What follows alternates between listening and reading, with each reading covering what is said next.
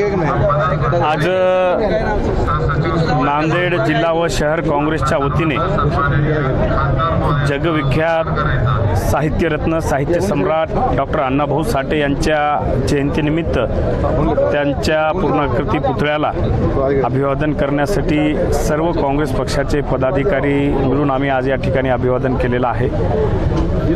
Doctor Annabhau Sathe यांनी त्यांच्या साहित्यामधून जी लेखणी त्या ठिकाणी सर्व समाज माध्यमांना समोर ठेवलेली आहे की वंचितांच्या सुशिक्षितांच्या वाच्यताला वाव म्हणजे त्या ठिकाणी वाच्यता फोडण्याचं काम डॉक्टर अण्णाभाऊ साठे यांनी त्यांच्या कार्यकाळामध्ये केलेलं आहे आणि त्यांच्या विचारांशी सहमत राहून आपण सर्वांनी त्या ठिकाणी आपण कार्य केलं पाहिजे।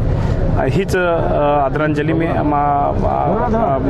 अभिवादन डॉक्टर अण्णाभाऊ साठे यांना अर्पण करतो। समाज बांधवांच्या वतीने सातत्याने लोकशाहीर अण्णाभाऊ साठे यांना भारतरत्न पुरस्कार देण्यात यावा अशी मागणी होती आहे, पण अद्यापही मागणी मांडण्यात तुम्ही विरोधी पक्षामध्ये आहात सध्या। डॉक्टर अण्णाभाऊ साठे यांना भारतरत्न दिलं जावं ही सर्व मागणी आहे, सर्व स्तरातून मागणी होत आहे। गेल्या वर्षी मी माननीय भारताचे पंतप्रधान नरेंद्र मोदी यांना माझं व्यक्तिगत पत्र दिलेलं होतं की डॉक्टर अण्णाभाऊ साठे यांना भारतरत्न देण्यात यावं, पण केंद्र शासनाने अद्याप तो विचार केलेला दिसत नाही आहे आणि याच्याही पुढे मी मागणी डॉक्टर अण्णाभाऊ साठे यांना भारतरत्न मिळावं यासाठी मी प्रयत्न करणार आहे।